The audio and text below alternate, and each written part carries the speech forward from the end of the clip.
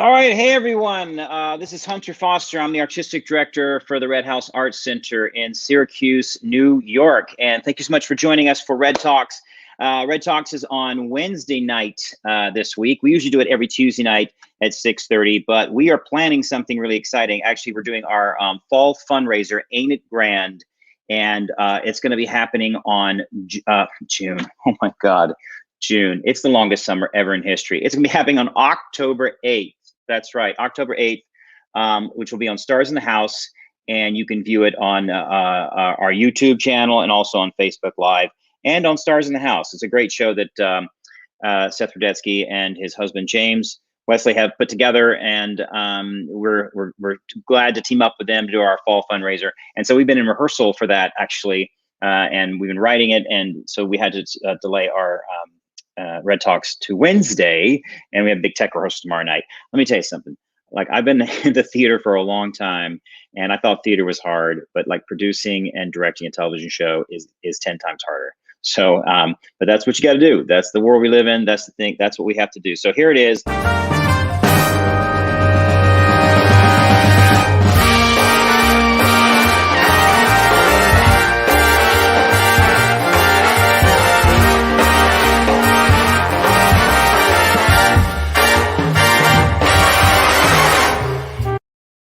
That's right. So that's a great promo that was put together by our marketing PR team.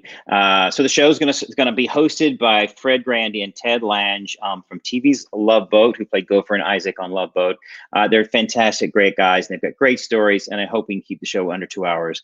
And it's gonna start at 8 o'clock. It's got some other great stars: Red House favorite Steve Hayes, singer-songwriter Maya Sharp, and my sister Sutton Foster will be on there as well. All of them, via their homes. Obviously, we can't bring people in the theater, but we're gonna Zoom everyone in, and we're gonna have a great time. It's gonna be a great night. So please check it out. It's gonna be October 8th at 8 o'clock. Stars in the House, Facebook Live, YouTube Live. Check it out. It's gonna be a lot of fun. Anyway, so before we bring on our guests, I just want to talk a little bit. And feel free to write comments. I'm actually, if you have questions or comments that you want to ask, feel free to do so. I mean, we have a lot going on right now. I had a big meeting with artistic directors from around the country, and we're all still trying to plan what we're going to do. And it changes daily. Obviously, we are getting new information every single day, and so we're trying to adapt to what the world's going to be. And we're really hoping that theater can come back sooner rather than later. So if you do have any questions, please go on the comment board. You can ask questions, and I'll try to answer them as best I can. But I just want to talk a little bit about last night. So if you had the unfortunate chance to watch the debate last night, the presidential debate, and again, I don't like to get too political on this, but I will have to say that, as I say every week, your vote matters. And I think most of the country would agree, no matter what side of the aisle that you were on, that last night was a disaster. So please go vote. Please make your voice known on the state and local levels, and all the way up to the presidency. This time couldn't be more important, that our voices are heard, that we take action, and we do what's best for our country. And whatever that is for you, just know that you have the choice to make change, so that we can hopefully avoid some of the things that happened last night, which was pretty one of the more upsetting, I think, moments I've had watching a presidential debate or anything that's sort of political. And I've sort of been a political junkie for a while now, and pretty much across the board, I think last night was a disaster for our country. So please vote. Mail-in vote. My wife and I got our mail-in ballots. We're gonna mail them in. It's totally safe. We've been doing it for a long time. Don't think that your vote doesn't count just because you're not going to be able to go to the polls. Okay.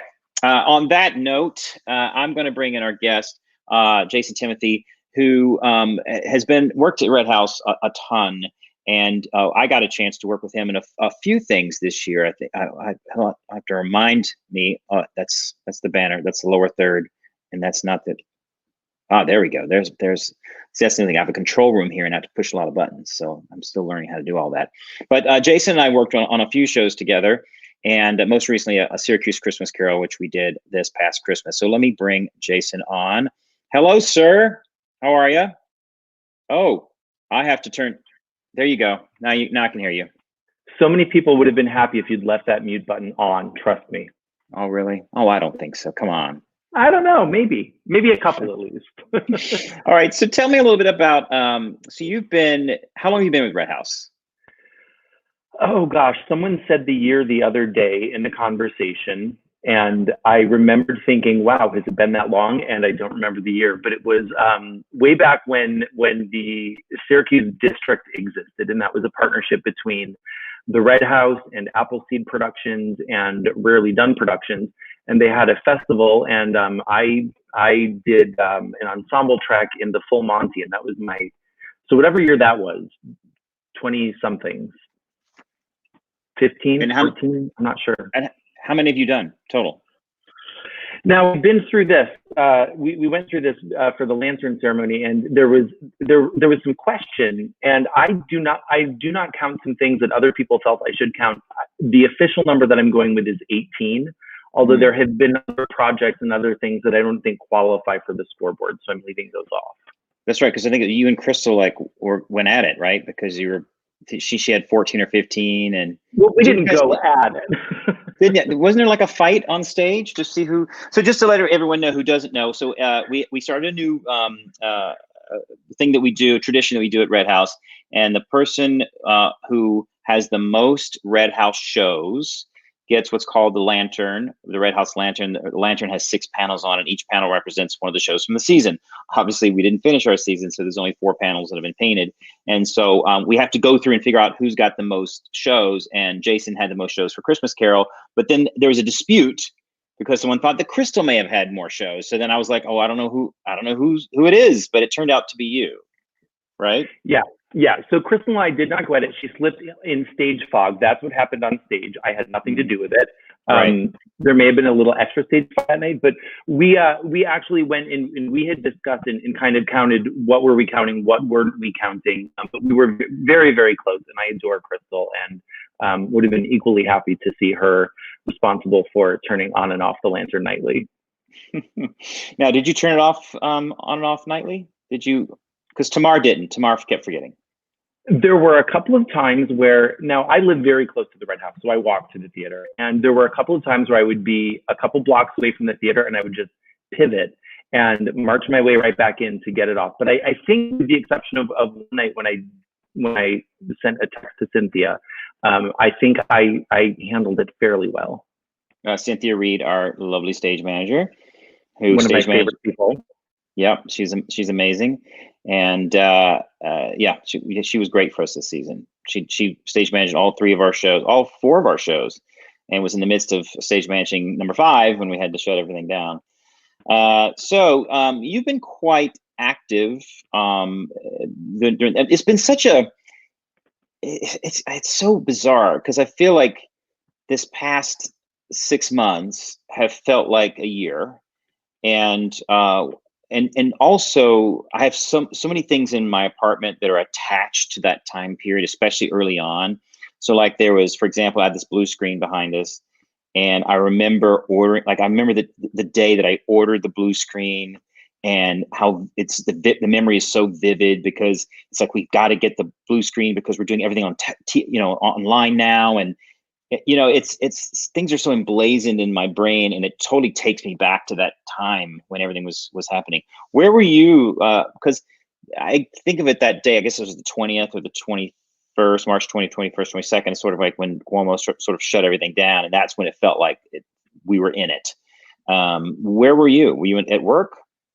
Well, so it happened for me a little bit earlier. So my day job, I'm the marketing director for a fitness company, and gyms were actually closed the week prior. So it was March 16th. It was my mother's birthday.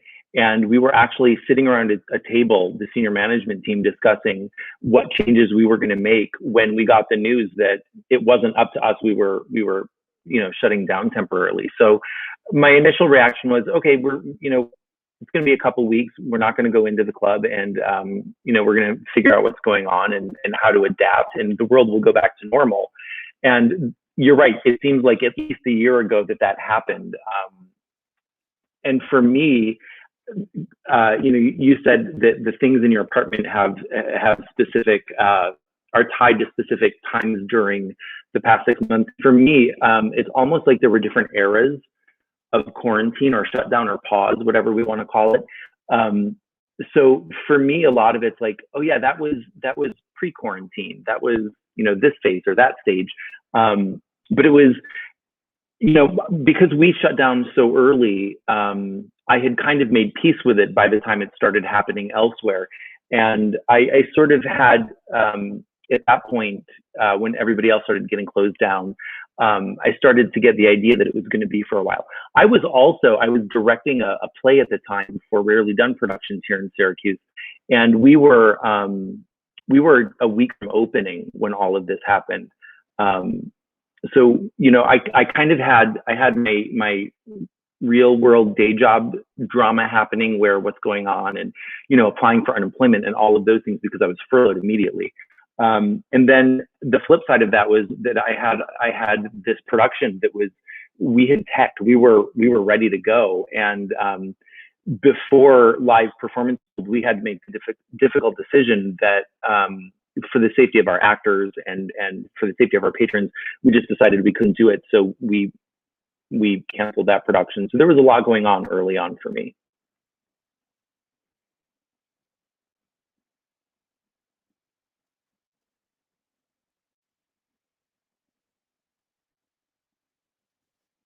Oh, I hope this isn't a connection issue on my end. I'm not hearing you.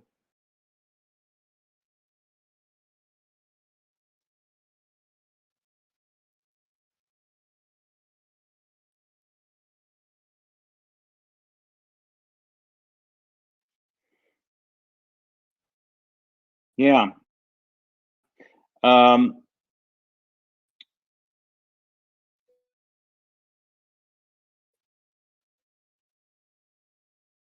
you?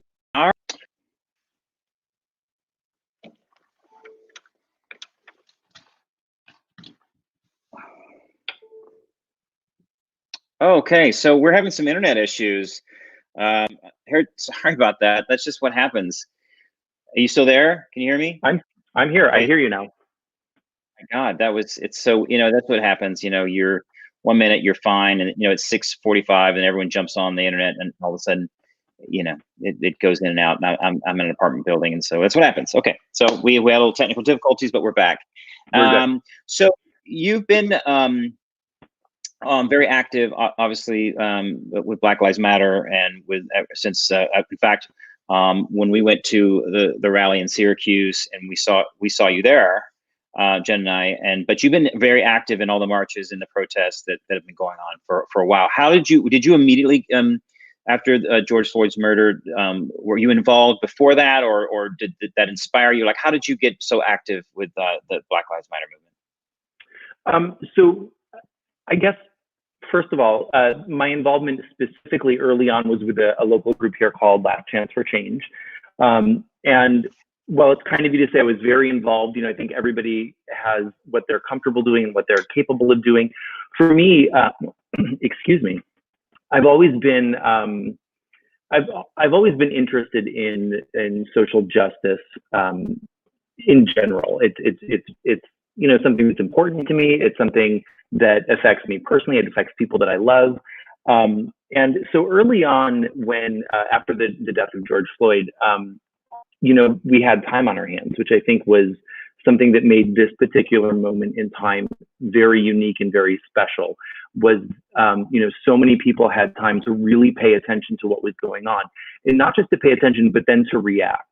So for me, I was enraged, as a lot of people are, and had the time to really look into the history of what policing in America looks like, and how the systems are set up to protect not necessarily the citizens, which we're raised thinking that the police are there to serve and protect you, and I think that is the intention at some level. But here we are in 2020, and the reality is that we see very clearly a difference in the way that people of color are treated by law enforcement, and a difference in the way that the systems and policies affect people of color. And so I was enraged. I was very, very angry. And so I was out for a bike ride with my husband. We did a lot of bike riding early on during the pandemic, and I saw a very small cluster of people outside of the Justice Center in Syracuse, and they had signs. So we continued our bike ride, got home, and I thought, you know what, I'm just gonna run a case of water over, because it's warm out, and I don't know how long people are gonna be out there. And I walked over with a case of water, and I didn't leave for like a month. It was kind of a community, and that was something I was missing at that point in time. Not that I don't love my dog and my husband, but I needed a little bit of outside influence. And here were these like-minded, passionate people that were willing to stand up and be seen and heard for a cause that they believe in. And not only that, but what's really unique about the movement here in Syracuse is, while there is a lot of attention and priority given to what's happening nationally, there's also a very, very astute awareness as to what's happening on a local level. And so I learned a lot about what was happening to people here in Syracuse and the citizens of Syracuse. And I on the days that I could, I got out there, and it felt good. It really felt good to march through the streets and holler and scream. And I think that's really what I needed at that point to, for me, it was kind of a reckoning. It was like, yeah, I want to be out there and I want to be supported, but there was a lot of internal work that I was doing, and that marching and that yelling allowed me to do a lot of that work. So for me, I think the greatest thing that came out of that whole experience is I really got to learn how I could be better personally. So, it's funny when you had originally emailed and said you wanted to talk about creating an activism, and I thought, I don't really consider myself an activist. I consider myself a student, and I think that the best way for me to learn the things that I needed to learn right now was just to be in the thick of it. And there were a lot of great people from the theater community that I got to spend a lot of time with side by side through those marches and different events. And that was really rewarding. And I think it strengthened a lot of friendships, like to that ride or die level, I think is what the kids say. They're people that I know now. I've had people's names and numbers Sharpied on my arms in case we were arrested. And that's an important experience, I think, especially when you believe in something as passionately as I do. And I only wish that I had the physical stamina to have marched more and shouted more and had not lost my voice so quickly and so often. Well, I think, it's what sort of makes America great is that great already. We don't have to make it again. We can make it because it's but what makes us great is our ability to speak our mind, and to say the things that we want to say, and to write the things that we want to say.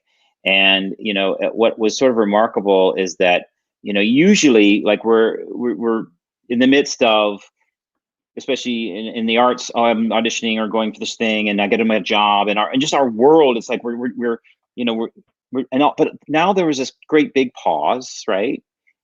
George Floyd is murdered, Ahmaud Arbery's murdered, Breonna Taylor's murdered, and suddenly everyone's like going, okay, I'm going to spend my time now, because I'm not working and there's a pandemic, of really standing up and making a difference and making change and having my voice heard.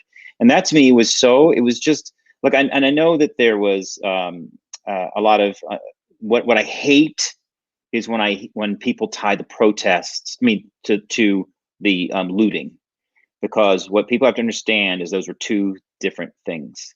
There was the peaceful protesters who were wanting their voice to be heard, and then there are these maniacs who were coming downtown, even in New York, who were just throwing trash cans through windows and being for no reason, like that. That to me, and so we want to lump them all together and call them Antifa. And I'm like, and I don't know how many times I've said, no. The protesters are not those people. And some of those people are from out of the state, and some of those people are being paid, or you know what I mean? There's politics involved, and there's people that are being paid to come in there and really, so it makes certain people look a certain way. And what I'm sorry to get on my soapbox about this. What I also hate is, and I'm probably getting in trouble for saying all this, but that how we view protesters white and black is different, right? Oh, absolutely. Absolutely. Sure. Yeah. There was no outrage when there was a crowd assembled outside of City Hall to protest New York's closure, to protest wearing masks. That was seen as all in good fun, people, sticking up for what they believe in. But the second you get a group of people of color that have, I should say, a group of people that are largely people of color that have a legitimate concern, right? That concern being, I'm afraid I'm going to be the next murder victim for simply existing. Then all of a sudden we get really uncomfortable because it starts to call into question the things that we, and I say we meaning you and I as white men, and both of those identities give us a certain amount of privilege. So things that we take for granted, like the cops are there to protect us, or I'm safe voicing my opinion or dissent. My dog Lucy is about to share her opinion, I'm afraid. But we tend to look at people, especially marginalized people, when they start to speak out or stand up for themselves as making a big deal out of things, or speaking out of turn, or not really understanding the big picture. And I think all of those are problematic concepts that people like to employ in order to make themselves feel more comfortable. Yeah, I always I tell the story a lot because I agree with you. As a white male, there's a certain comfort level of existing in the world, and we just, well, everyone feel, why doesn't everyone feel the way I do? Because that's my reality. I was traveling down to Washington, D.C. This was many years ago, and I was doing a show. I was doing a show down there. In my car, had suitcases, and and I was going through Baltimore. Obviously, we know Baltimore has had a lot of crime issues, drug issues. I was going through. Oh, you can bring your dog on. So sorry. Okay, that's okay. So I was going through Baltimore, and I was getting ready to get on the Baltimore Washington Parkway on my way to DC, and so I went through the tolls, and there was a cop in the far right lane, and I pulled up. I pulled over because I wanted to get in the lane to go on the off ramp. So I pulled behind the cop, and the cop was going 40 miles an hour. So I pulled around the cop and went, because he was going slow, and went to the off ramp. Lights come on, he comes flying up behind me, he tails me. So we're on the off ramp, right? So I can't pull over on the off ramp. There's nowhere to pull off. So I wait to get around the off ramp and then pull off to the side of the road. He gets out of the car. He's got his hand on his gun. He's like screaming at me to get my hands out the window. Get your hands out the window. Get your hands out the window. So I put my hands out the window, and he goes, and don't move. So let me know I can see them. He show them to me. He goes, what are you doing? I said, I'm going to DC because I'm starting a musical. I'm an actor, and I'm doing a musical. And so all of a sudden he like calls back up. 3 other cars come flying up. So I got 3 cop cars. I'm on the side of the road, and he's got his hand on his gun. So I'm like freaking out, and I give him my license registration.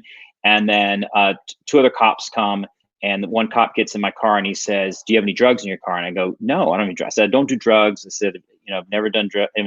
Don't do drugs. I don't say I've never done drugs, but but I said, I just said, because in my mind I kept thinking, like, did someone else, because I parked my car in New York City, I was like, did someone like smoke a joint and there's a joint? Because he said, if there's a joint in your car, I go, look, I said, I don't do drugs. I don't have any drugs in my car. And he said, we're going to get the canine unit in here, and they're going to sniff. And he goes, we find anything, you're going to jail. And I was like going, are you kidding me? And this went on for like, he left. They talked to the cops. They came back, he sat, and he goes, I'm warning you, it's your last chance. You're going to jail. And finally they let me go. And I don't know, still to this day, don't know what it was about. Maybe I fit, the car was a description of something else, but I thought, if I was a black man, guarantee you, I would have been handcuffed. I would have been outside on the pavement, on the ground, or I would have been in the back of the car and taken in. There would have been the only reason I got out of that day was because I was white and a man. I know that for a fact, and that's just the way it is, and that's unfortunate, because that shouldn't be the world. And I also know that if I was a black man, that experience would have been 100 times 1,000 times, 1,000,000 times more stressful and traumatizing, because immediately you would have thought, I could get shot in this moment. Yeah. And that's the reality for so many people, that, you know, we're able to take that for granted and say, this is a story now you tell about that time. Now I have to ask, because we're talking about activism, but I'm always going to be a theater nerd. Kiss of the Spider Woman? Yes, Kiss of the Spider Woman. That's right. So little did he know you really were headed to jail, just not in the way that he meant. So back on subject. So that's exactly right.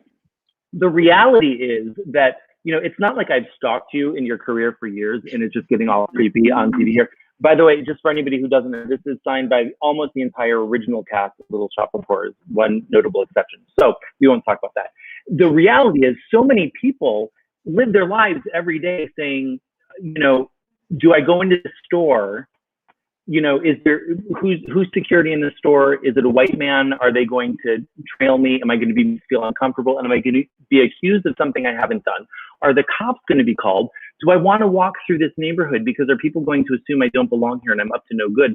The amount of mental gymnastics that it must take to be a person of color in 2020 America, it's exhausting for me to consider. So I can't imagine how exhausting it must be to live. Oh, I can't begin to imagine.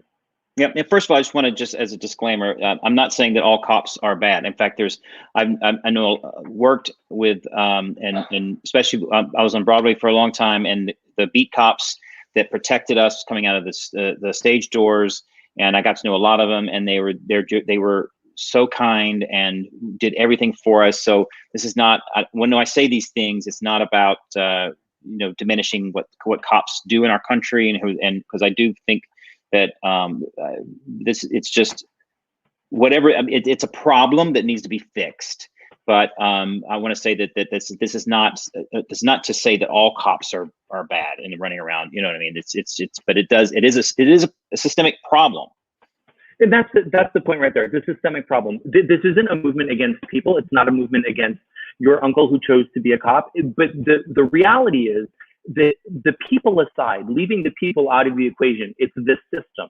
It's the laws that are in place that protect the police officers to the extent where you can walk into the wrong home and shoot a woman who is asleep in her bed and walk away without any repercussions whatsoever. That's not, being angry about that doesn't make you anti-cop. That makes you anti-bad system. And that's the reality, is that we're living with a very deeply flawed system. And it's not a system that's gone wrong. The fact of the matter is the system evolved back from the days of slavery. The system has just evolved, and things have, you know, that white people have done really, really well along the way. And not to vilify all white people either, but the reality is what white people have done really well is they've been able to hide the fact that slavery exists today in 2020. It just doesn't look like we were taught in school. It doesn't look like what we see in movies. It's different now. And the reason we have these movements against these systemic issues, instead of being able to say, hey, this isn't right, we should fix this, it doesn't get fixed because the systems are in place to protect the elite. I mean, you know, the reality is, you were saying that, you know, at the beginning of this, when all of a sudden people had time on their hands and we see people being killed, and we're like, great, we're going to use this time to advance this social cause. That's a nightmare for people who are living in the comfort, warmth, and with the benefits that come from white supremacy. And, you know, to deny its existence is a privilege. You know, to say racism doesn't exist because I don't personally experience it. There are a lot of things I've never personally experienced that I know full well exist. I don't need to have that experience to believe in it. And the same is very true of racism. But to your point, yes, I have police officers in my family. I have good friends who are police officers. And I have lots of respect for them. And I know that people get into that career for all the right reasons. Not all of them, a lot of them. You know, they want to serve, they want to protect. We need those people to stand up and say, I can't do my job effectively within a system that doesn't allow me to serve and protect everyone. Yeah, I always, it's the same thing of, you know, when I was a kid, you know, I remember riding in a car My dad says that there were no car seats. One of the cars didn't even have seatbelts. And some people I knew drove around drinking beer in their cars. And then when people get killed in car accidents or drunk driving, or kids are getting killed, then you sit there and say, okay, what's the problem? How do we fix it? Okay, kids should be in car seats. Okay, maybe we shouldn't drink. You fix the problem.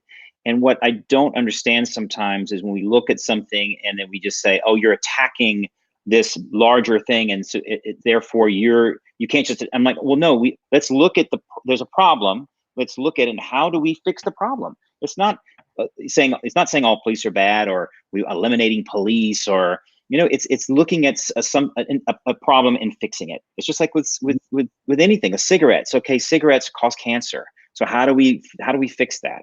It's the same thing I have with the gun issue. It's like the guns, we're having a problem. So how do we fix that? And we're not doing it. And again, it's not about taking away guns. It's not about people should have guns.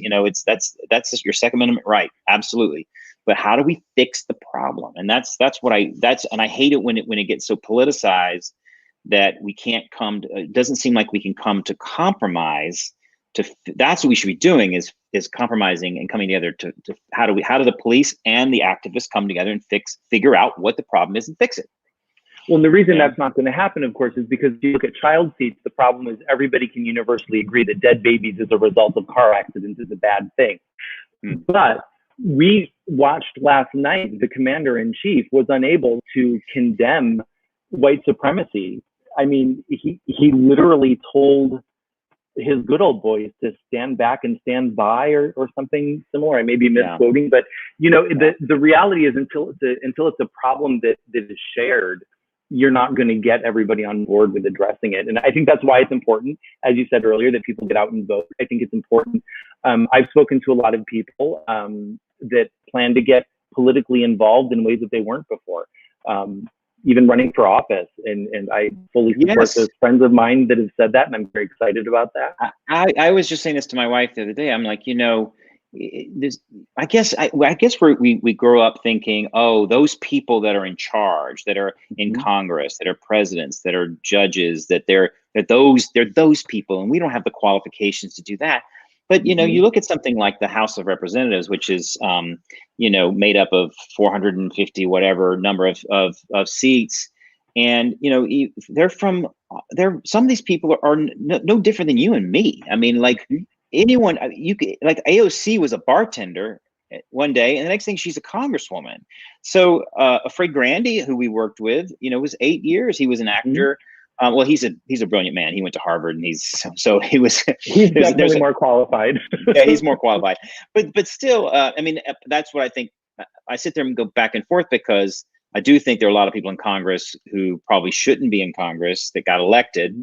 They're not qualified to be in Congress, but again, that's the beauty of our society, is that it allows that any one of us could run for. I mean, who's to say that we could run against John Katko in Syracuse in this district? I mean, you could run for, city council. You could run to be an elector in the state of New York. You could run to. I mean, there's all sorts of things that we can do to be more involved.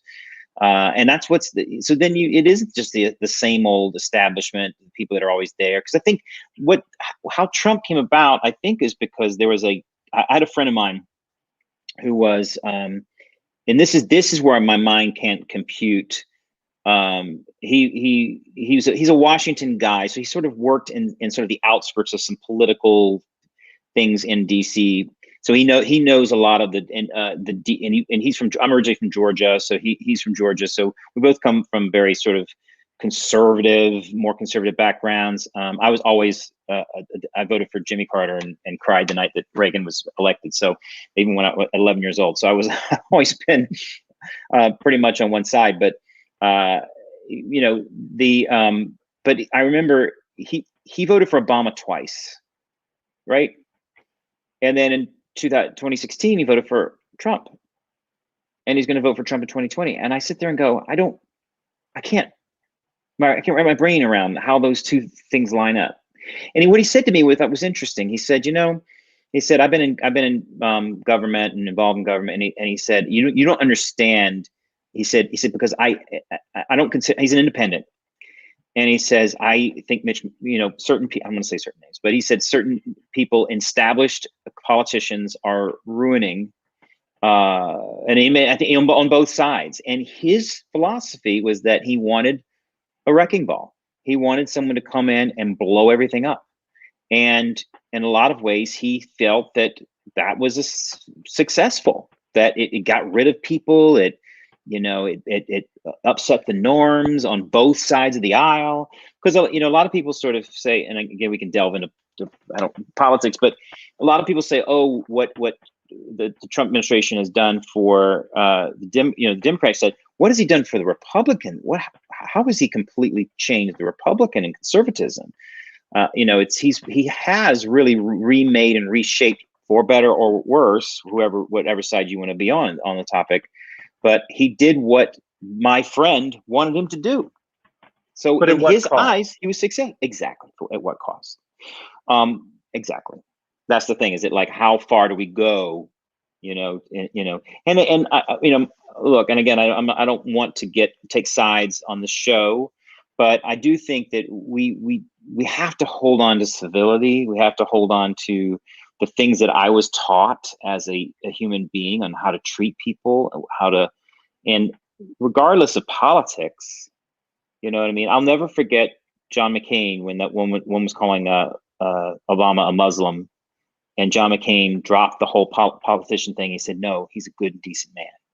Right in the thick of like these two people. And I'll never forget that. And I'm like, you know what? There's humanity there. And we cannot lose our humanity in this country, regardless if you're red or blue or whatever. And that's what and again, that ties in also to Black Lives Matter as well, because we have to understand that Breonna Taylor had a life. Mm-hmm. She had a boyfriend. She had a job. People loved her. She had a mother. She had all these things, had a life. She was young. She had her entire life ahead of her. And that was all taken away from her in one night because of miscommunication, or, it doesn't make sense. And that's not fair. That's not fair that Breonna Taylor's life was not valued enough, and it was taken from her. She was taken from this world, because that to me is, and for us to sort of like, I also think it's how we deal with it, because we don't have a great history of dealing with these things. It's usually, we just don't.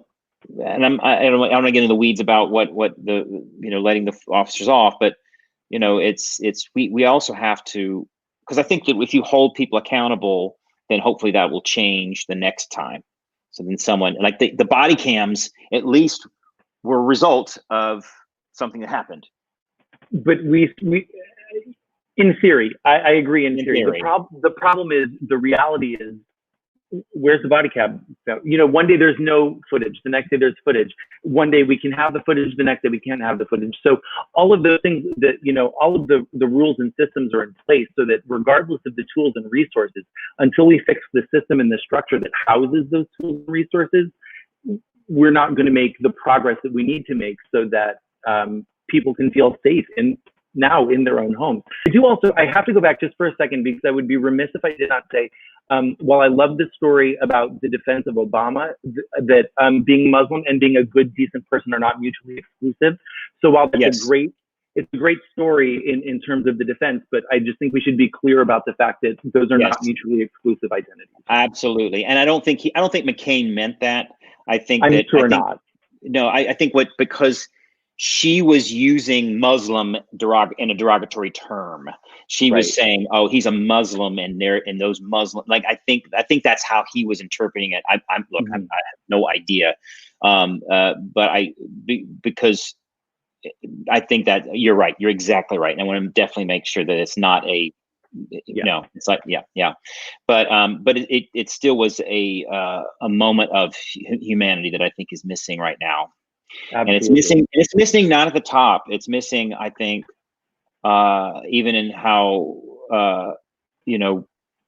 not respectful to some of the people that have died, whether it's RBG or John Lewis or Elijah Cummings, or it's this not letting politics sort of rob you of your humanity and that we can be tribal, but we also have to respect and know that you may not have agreed with these people, but these people were, especially, you know, all three of them were sort of the things that they did for our country, you know, and it's a shame we lost all three of them. So I just, you know, when we lost RBG, I was like, oh man. Yeah, that was a rough night. That was a rough night for me. I got a text message and was not good for a solid 12 hours. That was, yeah, but how sad that so many of us were dependent upon this woman who had overcome cancer how many times at this point, who had worked so far into what should have been her retirement years, that we were dependent upon her hanging on to just feel safe in our homes, in our country. I mean, it's so indicative of what the problem is in general. And to your point, you know, with regard to humanity, we have to stop behaving as though the Democrats are going to win, or the Republicans are going to win, or the protesters are going to win, or the cops are going to win. And it's not until everybody figures out how to work together for the common good that anybody is going to win. I mean, we're all going to lose until we figure out how to work with each other and treat each other civilly and have conversations. You know, I wish we had seen conversations last night. You know, it's not, there was no not just as here on the ground, none. But that's what I'm saying, is that last night did nothing. There was nothing you could take away from that debate. Not one thing that you could take from either side and say, that's where our country, it was just a mess, an absolute mess. And so many people were writing on, you know, I was monitoring Twitter as the whole thing was happening, in Facebook, and people were just like, I'm on my third bottle of wine. I'm, you know, I'm throwing things at the TV. It's just, and on both sides, you know, on both sides of the aisle. Like there was some Republican, I think David Brooks, even the New York Times, you know, saying is one of the worst debates of all time. It was just a horrible night. And I kept thinking, you know, this is where we're at. This is something that is, talk about being systemic. This is something that's infected us. You know, Fred Grandy makes you know, he was an 8-term congressman from Iowa, and who we worked with, obviously, in Christmas Carol. And he said, you know, the interesting thing was, back in his day, and he said he was on a committee with Nancy Pelosi. He was a Republican, and he was on a committee with Nancy Pelosi. And he said we could disagree and fight. He said, but at the end of the day, we would say, "How's your kids?" And we'd have a drink and we'd talk, and it was this thing of like mutual respect for each other. And he said, now it's so tribal. It's so like, we're huddled over here and we're huddled over here, and we're not going to give in. And he said it's, I mean, it sort of changed a little bit towards during the Clinton years, with Newt Gingrich. And so people became no and took a hard line. And again, I'm talking about both sides. I don't want to just put it on one side, but it was a hard line of like, this is what I want, and I'm not going to give in. And then they said, well, if you're not going to give in, then I'm not going to give in. And then they've just been stuck in these political trenches now, for a long time. And I think that's why, you know, we automatically politicize masks. So to wear a mask is you're a Democrat, and to not wear a mask, you're a Republican. It politicizes climate change is politicized. I mean, climate change affects all of us, for God's sake. Yeah. But the Black Lives Matter movement, it's like, you know, Antifa is a buzzword, and then the Boogaloo Boys is another word. It's all these like these people that are gonna, you know, these boogeyman that we keep creating. And you know, as opposed to, okay, you know, what we should have done as a country is, okay, George Floyd, Breonna Taylor, Ahmaud Arbery they were all killed, and how do we fix the problem as a country, you know? And that's just not that's not what we're doing. It's their fault, and you know, we're going to run over here, and you're going to run over here, and we're just going to, you know, it's endless rhetoric and endless gaslighting and endless but what about, and it's exhausting. Yeah, it really is. And so well, let's, you know, we have a few minutes left. I know you've been doing some stuff online as well. Like I've seen you have a show as well, or you've been doing a show you've done some readings, and tell us a little about creating during the pandemic as well. Well, as I mentioned, so I was directing a piece, Vanities, for Rarely Done, and when that got shut down, we were kind of scrambling and paying attention to what everybody else was doing to figure out how we were going to stay active. Because I think that if you're a creative person, which we are, you know that you're going to keep creating. And the best thing that you can do is maintain some sort of control over that. So we thought, what can we do to keep our community active and keep people engaged? So we set up a reading group just to do really informal, unrehearsed readings together. So we thought, we've got all this free time. We all have tons of scripts we should have read by now that we probably haven't. So we started by just pulling out some scripts and saying, we want to hear this one, or, here's a script we'd like to hear with these people who are never going to get the chance to play these roles. We did, we had some great guys come together and read Steel Magnolias for us. That was a lot of fun. And we also, what was really great and what I'm really excited about is our friend Tamar Underwood, who is an amazing actor, an amazing director. No offense, you're equally right up there, but Tamar's one of my favorite directors. I really, really love working with the guy. He's amazing. He's amazing. Brilliant. Like I learned something every time something comes out of his mouth. It's like a golden nugget. I'm just learning right and left. But he's also a fantastic playwright.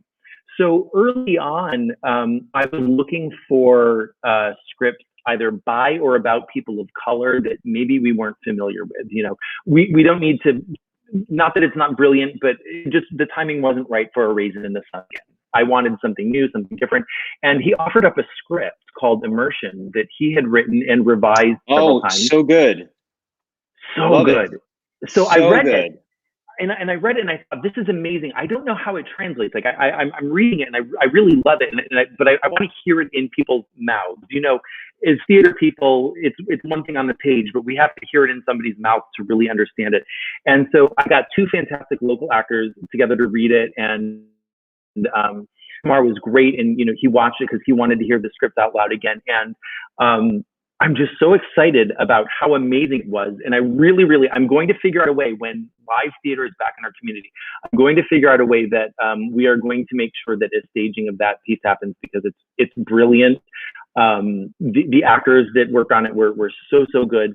But yeah, so we were creating that way. We just no costumes, no sets, no rehearsal, just getting back to the nitty gritty and exploring text and hearing lines read aloud. And there's a certain, I think about Christmas Carol, and we were waiting behind the curtain as the prologue happened every night. And there's that moment where you kind of flip the switch in your brain and what's going to happen for the next 2 hours.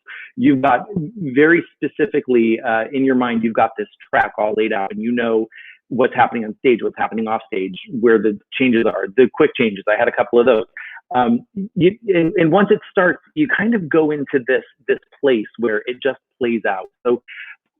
So often in performance, we don't get to experience what we do in rehearsal, which is where we get to plan, we get to perform, we get to create.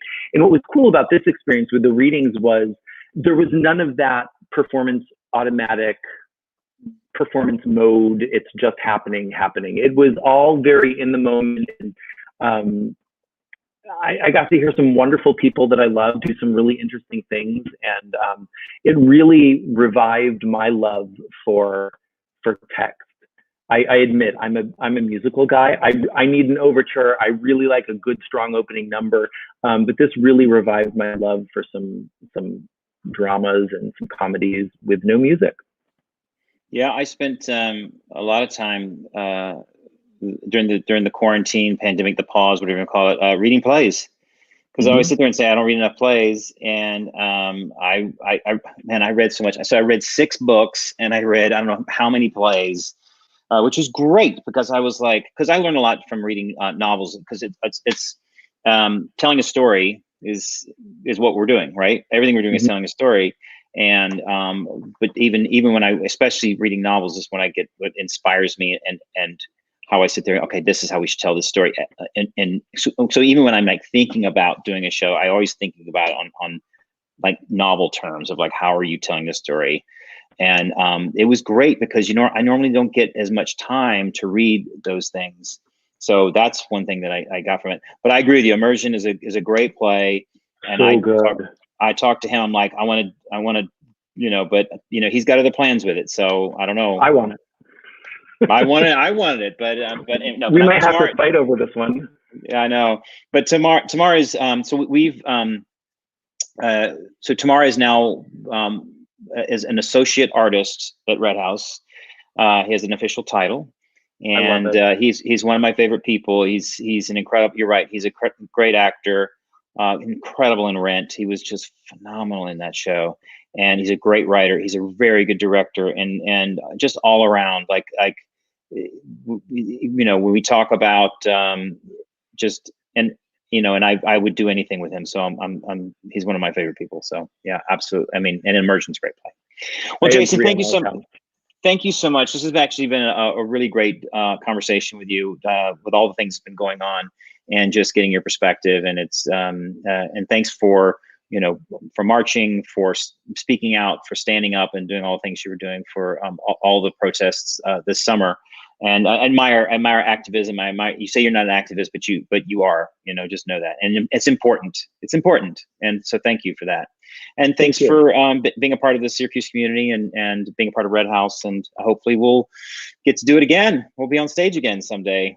On our fingers crossed. All right. Thanks so much for having me. Have a great night. Okay. So anyway, I just want to say that this has been a really, really informative and great conversation with Jason Timothy.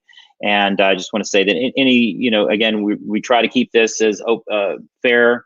And again, we don't want to. I'm not trying to politicize anything on this show. The show isn't about that.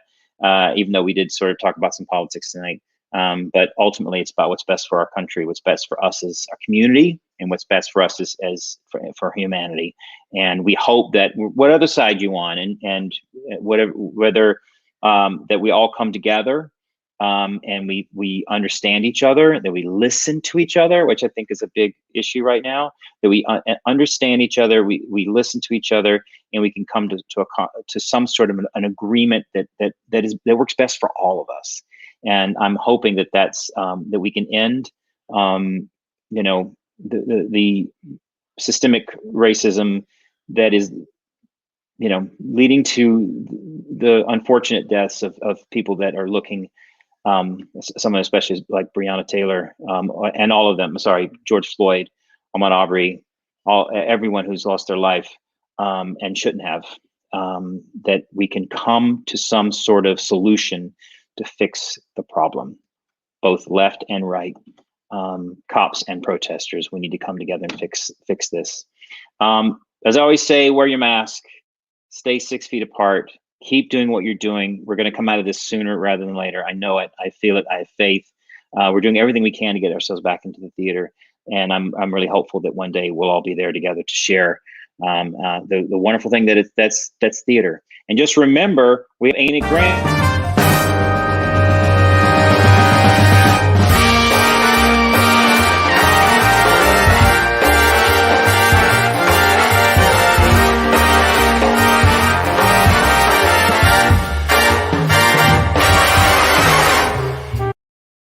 That's right, coming up. That's right, October 8th at 8 o'clock. It'll be on Stars in the House. It'll be on Red House Live, and also be Red House Facebook Live, YouTube Live, on my Facebook page. Come check it out. And also, don't forget, as we look down here, please donate to the I have to go this way. Please donate to the redhouse.org. Knows everything that you donate will help our cause and help us to get back sooner rather than later. Where most theaters are not getting any help from the government right now. And we're still hoping that something will come in a stimulus package down the road that will help us, but we're getting nothing right now. So we do need your help. Please help us if you can. Please stay safe, and we will see you next week. May not be Tuesday because we are still working towards our fundraiser, but we'll figure out what day it'll be, and we will see you next time on Red Talks. Thank you so much, and be safe.